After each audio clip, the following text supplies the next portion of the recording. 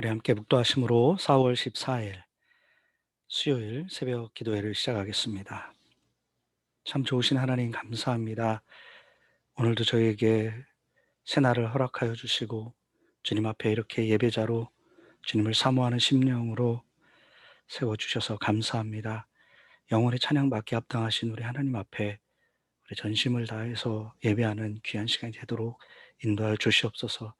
우리의 부족한 모습들 다 십자가의 은혜로 가려주시고 하나님만 바라보며 구원받은 자녀로 오늘도 주님 주신 은혜 따라 하나님 나라를 위해서 수고하며 영광 올려드릴 수 있는 우리 모두가 되도록 인도하여 주시옵소서.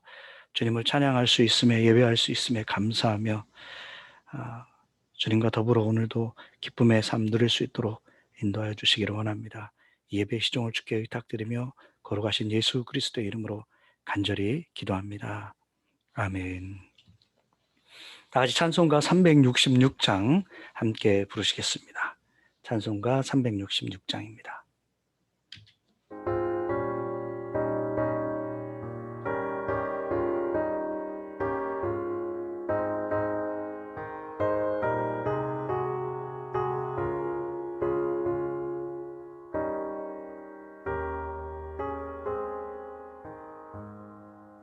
어두운 내 눈 밝히사 진리를 보게 하소서.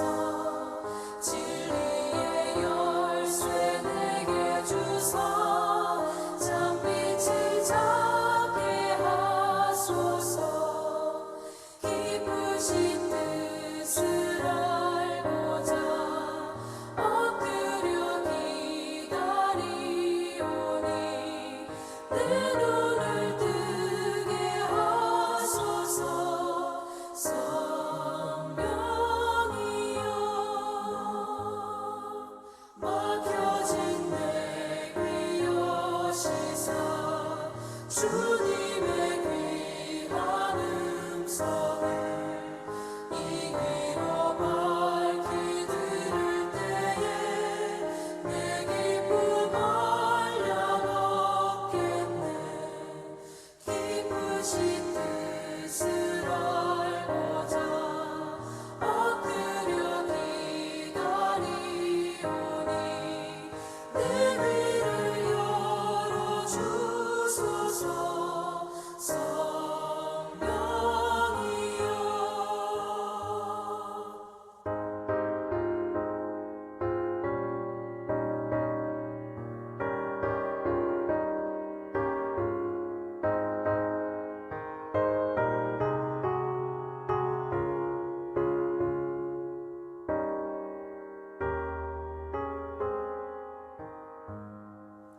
봉해진 내 일여시사 복음을 널리 전하고 차가운 내 맘 녹여주사 사랑을 하게 하소서. 기쁘신 뜻을 알고자 엎드려 기다리오니 내 입을 열어주소서. 성령이여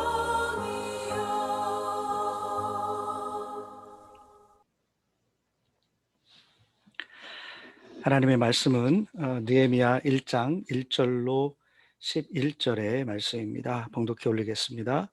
하갈의 아들 느헤미야의 말이라.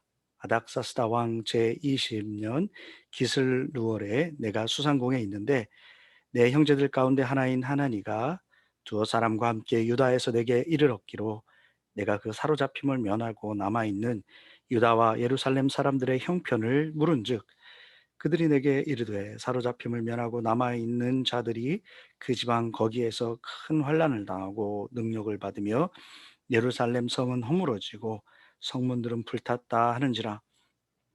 내가 이 말을 듣고 앉아서 울고 수일 동안 슬퍼하며 하늘의 하나님 앞에 금식하며 기도하여 이르되 하늘의 하나님 여호와 크고 두려우신 하나님이여 주를 사랑하고 주의 계명을 지키는 자에게 언약을 지키시며 긍휼을 베푸시는 주여 간구하나이다. 이제 종이 주의 종들인 이스라엘 자손을 위하여 주야로 기도하오며 우리 이스라엘 자손이 주께 범죄한 죄들을 자복하오니 주는 귀를 기울이시며 눈을 여시사 종의 기도를 들으시옵소서. 나와 내 아버지의 집이 범죄하여 주를 향하여 크게 악을 행하여 주께서 주의 종 모세에게 명령하신 계율과 계명과 율례와 규례를 지키지 아니하였나이다. 옛적에 주께서 주의 종 모세에게 명령하여 이르시되 만일 너희가 범죄하면 내가 너희를 여러 나라 가운데 흩을 것이요 만일 내게로 돌아와 내 계명을 지켜 행하면 너희 쫓긴 자가 하늘 끝에 있을지라도 내가 거기서부터 그들을 모아 내 이름을 두려고 택한 곳에 돌아오게 하리라 하신 말씀을 이제 청하건대 기억하옵소서. 이들은 주께서 일찍이 큰 권능과 강한 손으로 구속하신 주의 종들이요 주의 백성이니이다. 주여 구하오니 귀를 기울이사 종의 기도와 주의 이름을 경외하기를 기뻐하는 종들의 기도를 들으시고 오늘 종이 형통하여 이 사람 앞에서 은혜를 입게 하옵소서 하였나니 그때 내가 왕의 술관원이 되었느니라. 하나님의 말씀입니다.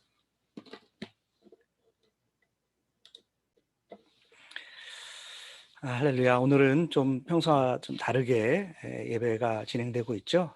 지금 방송실에 우리 컴포터가 고장이 나는 바람에 이렇게 줌으로 영상을 녹화해서 여러분들에게 말씀을 전하게 되었습니다. 양해 부탁을 드립니다. 자, 오늘 말씀 느헤미야로 넘어갔는데요. 자, 아닥사스다 왕 제7년에 에스라를 중심으로 포로 2차 귀환이 이루어졌었죠. 그것을 우리 에스라서를 통해서 우리가 함께 보았었습니다. 그리고 오늘은 느헤미야서로 넘어가면서 오늘 첫 구절 말씀해 보니까 이 시간적 배경이 언제가 되었냐? 아닥사스다 왕 20년 기스월이다라고 언급하고 있습니다. 자, 우리의 시간으로 계산해 보면 기원전 445년 11월, 12월 이 경을 말하는 것입니다. 그러니까 계산해 보면 2차 귀환 이후에 13년이라는 시간이 흐르고 이제 느헤미야를 중심으로 3차 귀환을 준비하게 되는 그런 배경을 오늘 느헤미야서는 우리에게 보여주고 있습니다. 자, 오늘 본문에서 보면 느헤미야가 어떤 사람인가 이것을 설명을 간접적으로 설명하고 있고요. 그리고 오늘 본문 이후 후반절에는 중반절부터 후반절까지는 바로 느헤미야의 간절한 간구의 기도로 이루어져 있습니다. 자, 오늘 본문은 참 리더는 어떤 사람인가? 하나님께서 들으시고 기뻐하시고 응답하시는 리더의 기도는 어떤 기도인가라는 것을 우리에게 잘 보여주고 있습니다. 자, 그 내용을 함께 살펴보면서 은혜를 나누기를 원합니다. 자, 참 리더는 어떤 사람이냐? 마음의 기도를 드리는 사람이고 또 그것을 위해서 자기 자신을 기꺼이 내어드리는 지도자가 참 리더이다라는 것을 느헤미야를 통해서 우리는 배우게 됩니다. 우리는 리더의 중요성을 누구보다 잘 알고 있습니다. 자, 참된 리더 한 사람이 미치는 영향력은 실로 대단하다. 그렇죠? 한 리더가 좋은 리더일 때 작은 공동체로부터 또 크게는 한 나라, 이 세상을 변화시키는 놀라운 능력을, 영향력을 미치게 되는 것입니다. 그런데 이러한 좋은 리더십이 흔하게 존재하는 것 같지는 않습니다. 세상에는 정말 많은 리더들이 있습니다. 그렇죠? 그렇지만 이렇게 좋은 리더, 세상을 변화시키는 리더는 그리 많지 않다라고 말씀드릴 수가 있겠습니다. 자, 왜 그럴까요? 예수님의 그 비유의 말씀을 보면 우리가 그 원인을 찾을 수가 있을 것 같습니다. 예수님께서 요한복음 10장에서 참된 목자와 삭군 목자를 비교한 적이 있으셨죠. 자, 참된 목자와 삭군 목자의 근본적인 차이가 어디에 있느냐? 자, 참된 목자는 양을 지키기 위해 자기 자신을 어떻게 해요? 드립니다. 목숨을 던지면서 양을 지켜내는 사람이 바로 참된 목자입니다. 그러나 삭군 목자는 어때요? 예수님의 말씀에 위험이 닥치면 양을 버려두고 도망가 버린다라고 말씀합니다. 왜 그럴까요? 삭군 목자, 말 그대로 삭을 받는 일이 그에게는 가장 큰 관심사죠.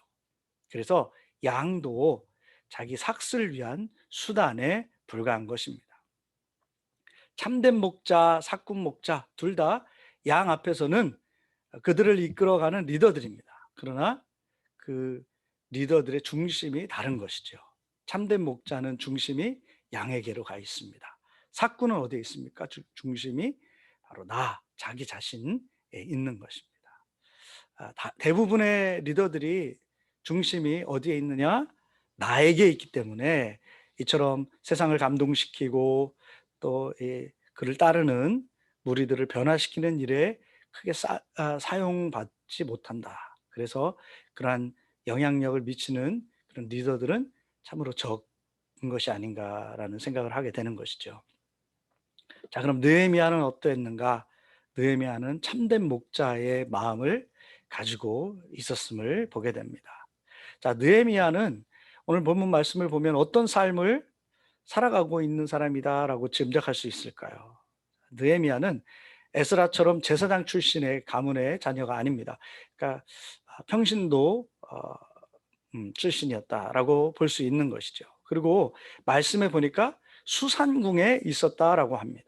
자, 이 말은 무엇을 의미합니까? 바사에서 굉장히 안락한 생활을 하고 있던 사람 중에 하나다라고 생각할 수 있을 것입니다. 그리고 오늘 본문 11절 마지막 절에 보니까 기도한 후에 내가 왕의 술관원이 되었다라고 그렇게 말씀하고 있죠. 자, 그러니까 그는 포로로 끌려온 유다 이 족속의 사람이었으나 이미 오랜 시간이 흐르면서 이 바사에서 최고층으로 올라간 그런 성공한 인물이었던 것입니다. 당시 세계 최고의 나라 페르시아 바사에서 또 수도에서 높은 삶의 질을 누리며 사는 사람이 바로 느헤미야였다라는 것을 우리가 알 수 있는 것이죠. 자, 그런데 그의 형제 중에 하나가 예루살렘에 다녀왔죠. 그리고 예루살렘의 형편이 어떤지 전해줍니다. 자, 유다 땅에 남아있던 사람들이 어떻다라고 했어요? 형편이 말이 아닌 것이죠. 환난과 능욕을 당하고 있고 예루살렘 성벽은 허물어지고 성문은 불탄 상태로 방치되어 있다라는 그 말을 들었을 때에 그의 마음이 슬픔에 가득 차게 되었다라고 말씀합니다. 그는 이 소식을 듣고 울고 수일 동안 슬퍼하였다라고 말합니다. 슬픔이 얼마나 깊었던지 그는 하나님께 금식하며 기도하지 않을 수가 없는 그런 마음 상태가 되었던 것입니다. 자, 여기서 느헤미야의 그 성품을 우리가 볼 수 있죠. 느헤미야가 자기 자신의 안위를 위해 사는 사람이었다면 그는 지금도 충분히 그냥 현재 삶에 만족하면서 이 안락함을 누리면서 그렇게 살았을 그런 형편에 있던 사람이었습니다. 그게 중심이었다면 그는 예루살렘의 소식이 어떻게 들렸겠어요? 그냥 무덤덤하고 그리고 수많은 뉴스거리 중에 하나로 그렇게 들렸을 것입니다. 그러나 그는 하나님이 부르시고 언약을 맺으시고 세워주신 자신의 백성들, 이 이스라엘 사람들에 대한 이 마음의 열정이 가득했던 것이죠. 하나님의 나라, 하나님이 세우신 그 이스라엘, 유다, 그 땅에 대해서 그렇게 안타까운 마음을 가진 겁니다. 그래서 그는 눈물로 탄식하면서 자신의 삶을 건 금식으로 기도하였던 것입니다. 저도 목사로서 리더의 자리에 이렇게 서 있잖아요. 느헤미야의 마음을 헤아려 보면서 참으로 많은 감동과 또 도전을 받게 됩니다. 나는 영혼을 위해서 하나님의 나라를 위해서 이렇게 애통의 마음으로 내가 기도하고 있는가? 고통과 시련 속에 있는 사람들의 삶이 내 아픔으로 지금 그렇게 내 현실로 내가 느끼고 있는가? 지금 매일매일 특별한 일이 없이 지나가는 평범하고 그냥 그럭저럭 지나가는 이 문제가 그다지 없는 그런 삶에 그냥 만족하면서 살고 있는 것은 아닌가. 마태복음 25장에서 예수님께서 하나님의 나라에 대해서 설명해 주시면서 양과 염소를 구분한 그런 말씀을 여러분도 잘 알고 계실 것입니다. 그때 양과 염소의 구분을 하시면서 그 조건이 구분의 조건이 무엇이었나요? 예수님께서 그렇게 말씀하셨어요. 목마른 자에게 물 한 모금, 줄인 자에게 먹을 것을 주고, 헐벗은 자에게 옷을 입혀주고, 병든 자를 돌보고, 옥에 갇힌 자를 찾아본 것. 자, 그것을 한 사람은 곧 주님께 한 것이고, 그래서 그들을 양이라고 하셨죠. 그리고 그것을 하지 않은 사람들을 염소라고 그렇게 말씀합니다. 그리고 양은 영생으로, 염소는 영벌로 처해진다라고 말씀을 하셨습니다. 그러니까 영생을 얻는 의인의 조건이 바로 주님의 마음이 가 있는 어려운 이웃들과 함께하는 것. 그들에게 나의 마음을 나눠주고 나의 가진 것을 나눠주고 그들의 아픔을 내 아픔으로 품고 그들과 사랑으로 관계하는 그런 것에 있다라는 것을 말씀해 주고 있는 것입니다. 여러분, 하나님의 위대한 사역을 위해 쓰임받는 우리 모두가 되기를 원하는데, 그러기 위해서 나의 안위와 삶의 안정이라는 그런 가치를 뛰어넘고 하나님의 마음을 헤아리면서 그곳에 마음을 두면서 하나님과 함께 기뻐하고 하나님과 함께 아파하고 하나님이 원하는 곳에 내 손과 발이 가는, 그렇게 헌신할 수 있는 그런 삶을 사는 것, 그것이 주님께서 원하는 삶인 줄 믿습니다. 우리 모두가 그렇게 되기를 간절히 원합니다. 하나님이 크게 쓰시는 참 리더의 기도가 이처럼 마음의 기도를 드리면서 하나님과 함께 하였다면, 또 참 리더는 몸으로 헌신하는 삶을 사는 것입니다. 자, 아무리 마음이 간절하게 해도 또 기도해도 그 기도를 내가 삶에서 행하지 않는다면 그 영향력이 흘러갈 수가 없는 것이죠. 다 내려놓고 자신의 삶을 바치는 헌신이 이어져야 하는 것입니다. 오늘 느헤미야의 기도에서 느헤미야의 기꺼이 자신을 바친다라는 그런 헌신, 이런 것 의지가 담겨져 있습니다. 9절에 보면 느헤미야는 하나님께 강한 오조로 이렇게 기도하죠. 만일 내게 돌아와 내 계명을 지켜 행하면 너희 쫓긴 자가 하늘 끝에서 있을지라도 내가 거기서부터 그들을 모아 내 이름을 두려우고 택한 곳에 돌아오게 하리라 하신 말씀을 이제 청하건대 기억하옵소서라고 이렇게 기도하고 있습니다. 여러분, 느헤미야의 이 기도가 단지 그냥 하나님께서 일하십시오라고 그냥 기도하는 것으로 끝나는 것이 아닙니다. 이 기도에서 민족을 품고 회개하고 또 주님의 약속을 기억하며 그 약속을 지켜달라고 기도하는 것, 여기에는 하나님, 나는 쏙 빠져 있고 하나님이 전능하시니 하나님께서 일해 주십시오, 당신께서 이루세요라는 그런 입술의 고백만이 아닌 것입니다. 하나님의 그 약속을 기억하시고 성취해달라고, 그리고 그 일에 마땅히 자기 자신을 드리겠다라는 헌신이 들어가 있는 기도인 것입니다. 성경에 그런 기도가 또 우리가 찾아볼 수 있는데, 모세의 기도입니다. 모세가 하나님께 출애굽한 그의 백성들을 위해서 간절히 기도한 적이 있습니다. 하나님께서 율법을 주시기 위해서 모세를 시내산으로 부르셨을 때 시간이 오래 지났어요. 그러자 그의 백성들이 갑자기 불안해집니다. 그리고 자신들을 위해서 하나님을 만들어내자라고 하면서 아론을 중심으로 해서 그들이 금을 모으죠. 그리고 금송아지를 만들어냅니다. 그리고 이 금송아지가 하나님이다라고 그렇게 하면서 우상 숭배를 하게 됩니다.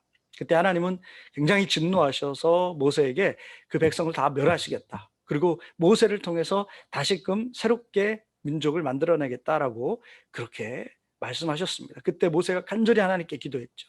하나님, 그렇게 하지 말아 주십시오. 하나님께서 이 백성들에게 진노는 다 알겠지만 이 백성을 다 죽이셔서 진멸하시면 애국 사람들이 뭐라고 하겠습니까?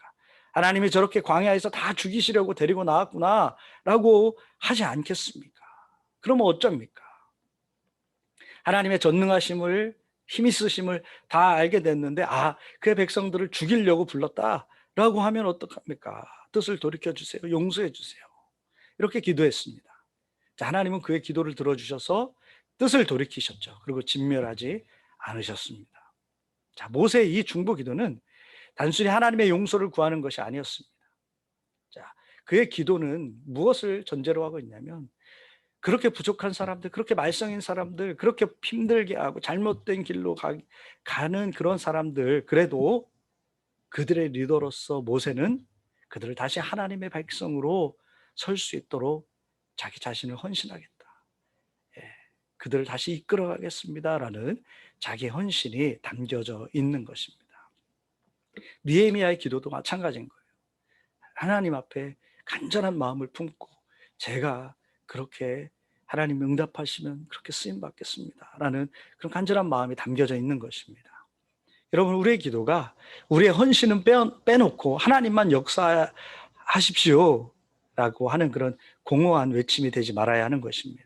우리가 교회를 위해서 간절히 기도한다면 우리 교회를 위해서 하나님이 부르실 때 언제든지 제가 헌신하겠습니다라는 결단이 또 있어야 합니다. 선교를 위해서 기도한다면 우리의 시간과 재정과 우리의 에너지, 주님이 원하시면 드리는 헌신으로 그렇게 하나님께 나아가겠습니다라는 그런 마음들이 함께 있어야 되고 실질적인 헌신이 있어야 됩니다.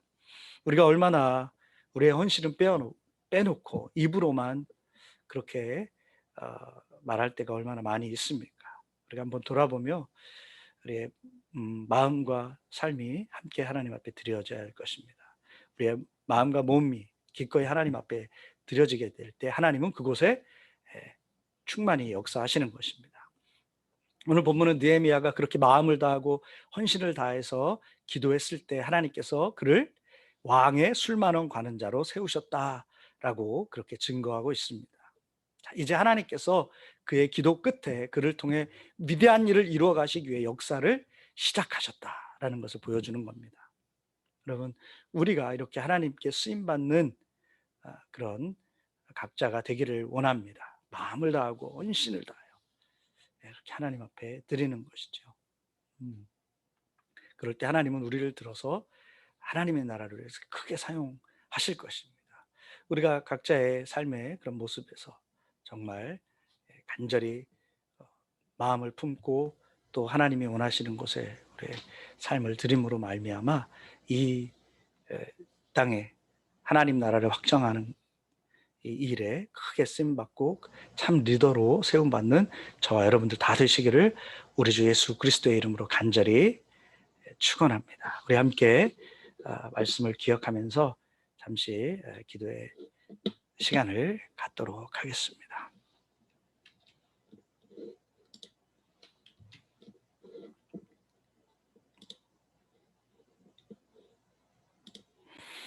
하나님 감사합니다. 오늘 말씀을 통하여 저희들에게 도전하시니 감사합니다. 마음을 다하고 내 안위만 생각하는 것이 아니라 정말 주를 위해서 주님의 뜻을 위해서 마음을 쏟고 탄식하며 기도하며 헌신할 수 있는 우리 삶이 되도록 인도하여 주시옵소서. 주님의 마음에 합한 자로 주님 앞에 드려질 때 주님께서 주님의 역사를 위해서 크게 사용하는 우리 한 사람 한 사람 되도록 인도하여 주시기를 원합니다. 이제는 우리 주 예수 그리스도의 은혜와 하늘아버지의 놀라우신 사랑과 성령의 감화감동 역사 충만하심이 주님께 온 마음과 또 삶을 헌신하기로 결단하고 나아가는 우리 성도님들 머리 위에 이제부터 영원토록 함께하여 주시기를 간절히 축원하옵나이다. 아멘.